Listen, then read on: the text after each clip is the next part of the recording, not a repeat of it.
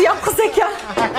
Canım kızım. Buncha peshonam sho'r bo'lmasa, Nima? meni kechiring.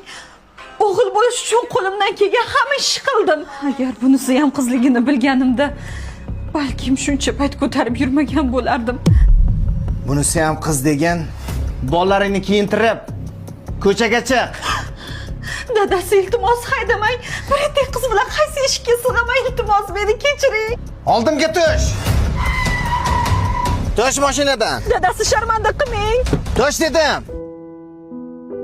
Qayerga keldik? Bu anu bino. Uni oldida turgan odamlar nimaga turganini bilasanmi? Yo'q. Bu eko klinika. Yonida yig'ilib turganlar esa 10 yil, 15 yildan buyon farzandsizlikdan azob chekayotgan insonlar bo'ladi. Ularning orasida chet ellarga borib 3-4 marta eko qildirganlar, hatto umr bo'yi farzand ko'rishga imkoniyati yo'qlar ham bor. Ba'zilari taqdirga tan berib, bolalar uyidan farzand asrab olishga ham rozi. Dadasi, men Aytchi, senga biror marta o'g'lim yo'q deb noliganmanmi? Shunday qizlar bor, 10 ta o'g'ilning o'rnini bosadi. Shunday o'g'illar bor.